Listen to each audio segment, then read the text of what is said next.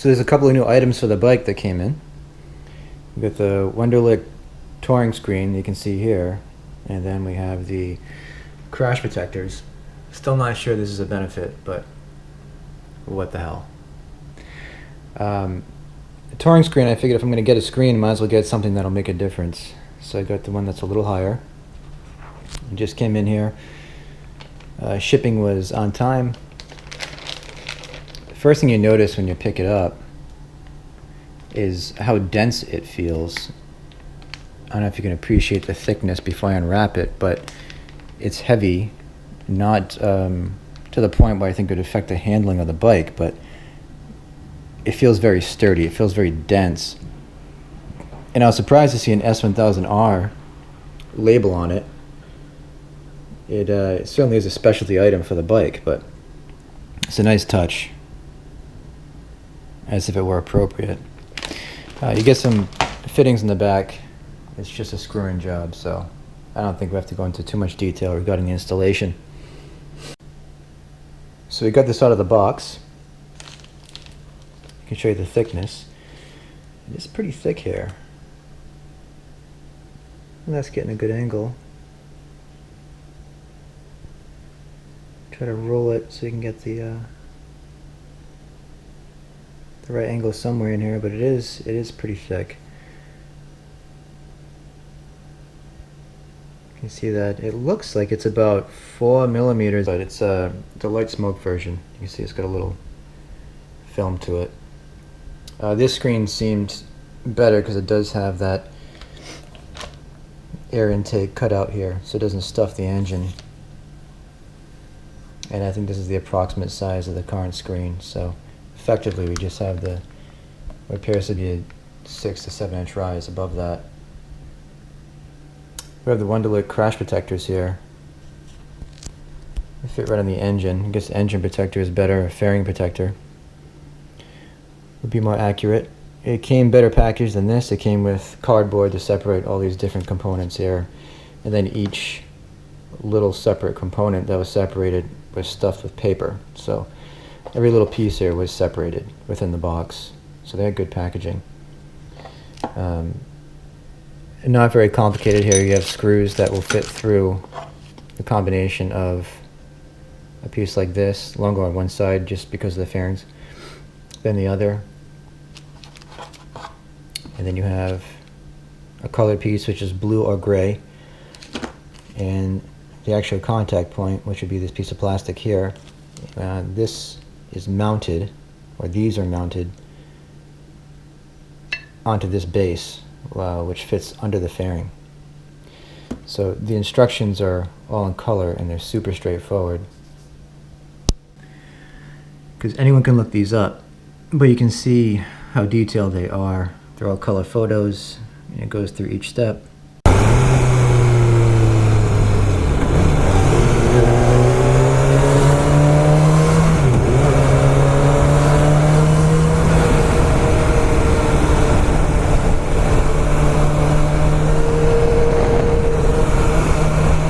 So I was just going to put the screen on, but I realized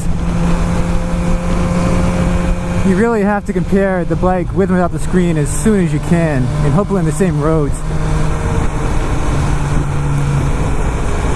We're going to do this as scientific as we can within the bounds of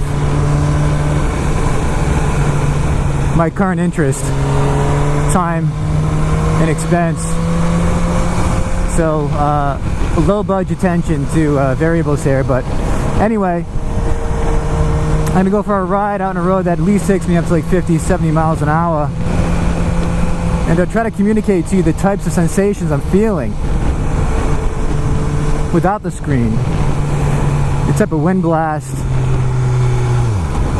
neck strain, whatever. The SUVs, man, you guys are always culprits. Look at this. Dirty, you fit about 16 things, and you're inattentive. Big surprise.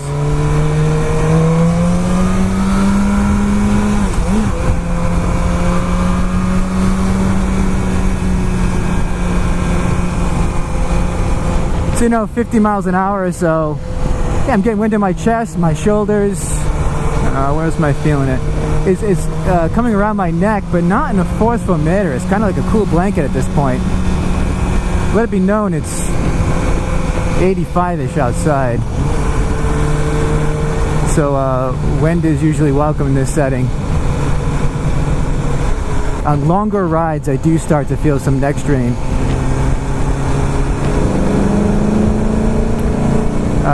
And it seems to be minimized by the new helmet. And if I'm not wearing this camera on my face. So those are two things I can't control for. I'm wearing the Quest right now, which is too big for me.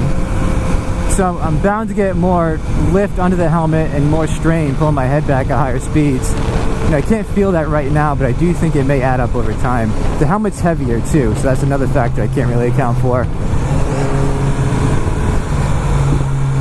And the camera on the helmet is something I can't account for. The other helmet's so comfortable as it is, being much smaller.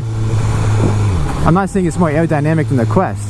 I'm not going to make that claim, but it feels it. It might be just more comfortable without the extent of that internal wind lift.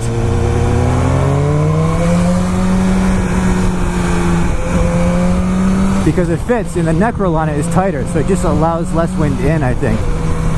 So I can't account for the change in helmet. So I think first of all, if you get a wind issue on a naked bike, and you're driving it on the road, get a helmet that fits really well. Look for something with a neck roll. Look for a chin curtain. Just try to seal off the wind as best you can. I can't say neck discomfort has ever kept me off of the bike. I am somebody who's prone to headaches though, so after a long ride it could be dehydration or just some fatigue, but I do feel some headache, and it always is in the same part of my neck that hurts anyway. So once again, there are a lot of things you can't control for when you're on the internet looking as to whether or not the screen makes a difference. Also, after you purchase something, you're so biased. Like when I put this thing on, I'm going to be so motivated to say it makes some sort of difference. I just spent money on it, of course. So you can't necessarily trust me either. But I'll try to be, because I can say, you know, the purchase of that screen isn't extraordinarily expensive, and it's not going to matter to my bottom line very much. So if it sits in the garage useless because it doesn't look as good and it doesn't do me any benefit, then so be it. I'm fine with that. My head is not being pulled back at 50-something miles an hour, although it shouldn't be. When we get up to 70s, 80s, I think it'd be more telling as to what I feel. But this traffic's going to clear out a little bit before we can get anywhere near that. So now I'm picking up the pace a little bit, maybe go up to 70 or 80 or so. Get some, you can hear the wind noise even though I'm wearing earplugs right now. Much more wind on the shoulders and chest. It's giving me a slight pushback, but not to the point where I'm putting a lot of effort to hang on to the bars. I don't have the sensation as if my head is being tugged back too much. There is some pressure that's extending my neck, meaning the wind is pushing my head backwards. I say some because I don't feel like I'm putting effort moment to moment to keep it in place. I feel like I'm just kind of hanging over the bars and supporting my torso. Otherwise, all is well as it has been. But there is a good amount of air. I can feel it coming around the helmet and my face. Up to 85. Alright, we got through some of the worst traffic I've ever seen out here. Looks like fields. Fields, and it's full of traffic. Gotta love California. So I'm going to pull over here, we'll take a look at the bike without the screen, we'll slap it on and see how it feels with the screen. It's going to be a little awkward because, well, putting an appliance on my bike on the side of the friggin' road. And apparently I can't find neutral either. Or stop. Yeah, for anybody who hasn't watched my videos before, this is my first day riding a bike. I'm doing pretty good. Okay, no cars coming. Shut that puppy off. Side view, baby screen. Man, it looks great with that little sucker on there. Front view with some bug guts on it.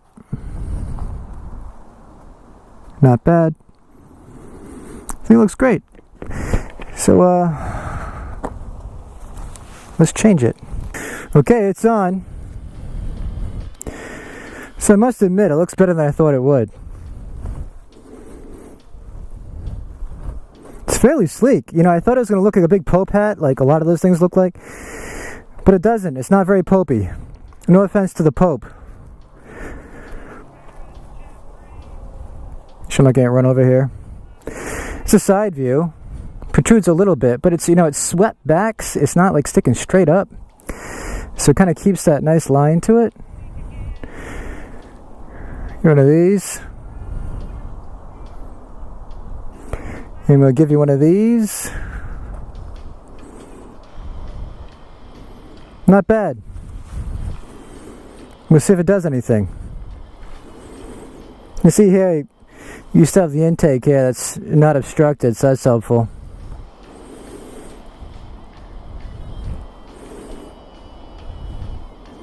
It's beyond there pretty well. Okay, U-turn here so we can actually get some speed going.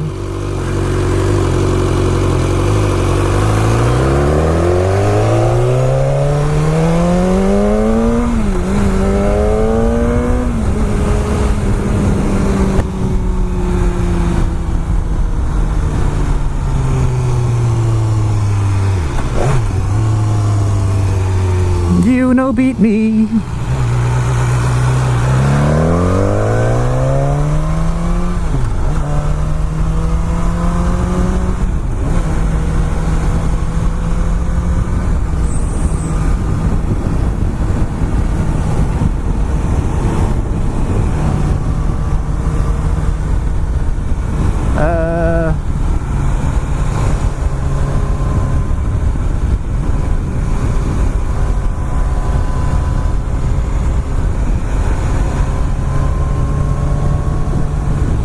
So far in the 50s,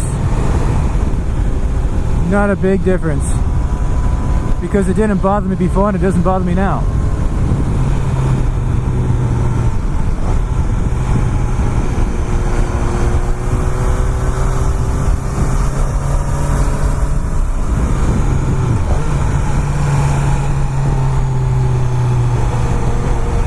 Just on the highway, it'll be interesting doing 80, 90 miles an hour. That may be the most telling. It's got a little shake to it, but, you know, it doesn't look unstable. I mean, it's a longer piece of plastic, so you're going to see some of the vibration transmitted through the bike. Very mild. The attachment points are rubberized. You know, I also wanted to mention that I noticed there was a bigger windscreen on the site too. So they have the Sport, which to me is, it's just purely looks, it must be. This is the Touring, which is still, you know, as you saw, pretty small. And then they have the, I want to say Ultimate. I saw it once, so don't quote me. It's a bigger one, and it looks substantially, it looks like they mean business with this one. So I can tell you right now, even at these lower speeds, I don't think the difference is going to be profound, just by its sheer size. So if you're really looking for wind protection, that one holds more promise just because of the size. You know, it just covers more area. Your height's going to play into this too. There's a little lip up top. You may shoot the wind upwards, so that's just intent. Okay, so we're back on the road again. Gotta love that gas station. The place is a mess. Anyway, getting up to 70 miles an hour. If you tuck in, you definitely have a little something to tuck behind now. Now, anybody with the true fairing is ridiculous, but if you had nothing to begin with, it's a little something. So if you're on the highway, my suspicion is if you're pulling 80, 90, let me get a little distance here so I can try that out. And you tuck in, you're gonna get some of that wind off you, make it a little more comfortable. And it may not be readily perceptible, but if you are you know, prone to headaches, a little bit of neck strain, your helmet's a little too big, and you tack this on, then maybe that'll shave off some of the discomfort on long rides. But that's a trial and error sort of thing, and that's just so sensitive to the individual. I'll just come out and say it, it's not a profound difference. You know, I do surprisingly kind of like the way it looks though. That guy is fucked up right there. That's the guy, that guy, the one lying in the side of the road, is the one they're looking for, I'm pretty sure. Anyway, let's give it a little blast. A little more space up here.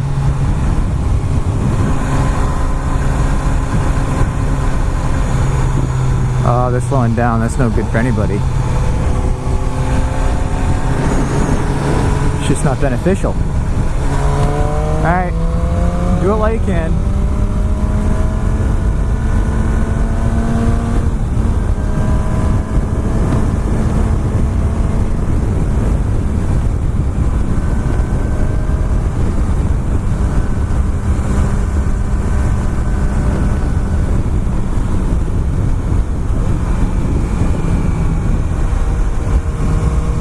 You know, maybe a touch, guys, maybe a little bit. I'm feeling a little less around the neck than I'd expect.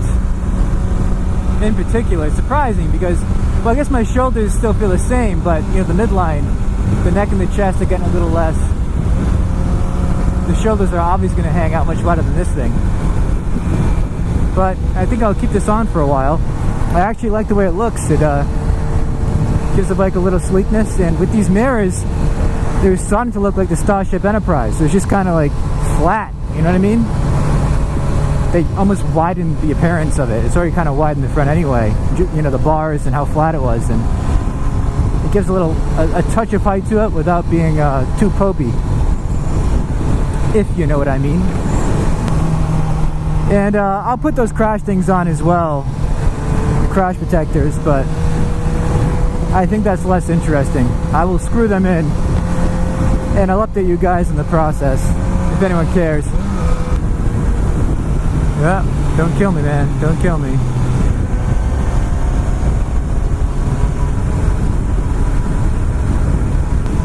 Well, talk about serendipity. Man, you slow down so someone doesn't kill you. They don't kill you, and just in time for a cop to go by. It's a good day. Yeah, if you drop down, you can actually hear the difference. Even at 70, you get right here, you definitely get some noise dropping out. I don't know if the camera can pick it up, but you lose a few decibels.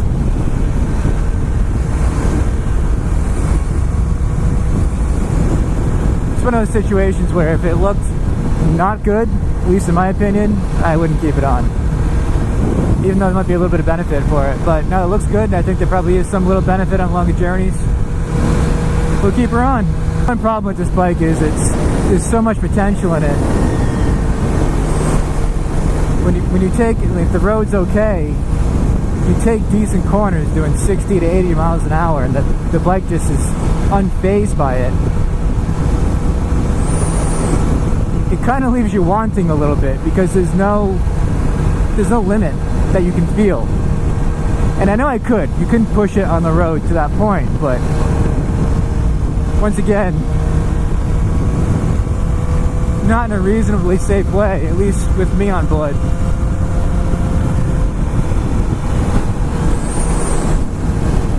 That's where something like a 600 or, you know, even a 300 might be more fun when you get the thing pinned.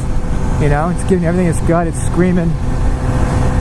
Tires are thin, and you're milking it for all it's worth. The contact patch isn't big in these things, man.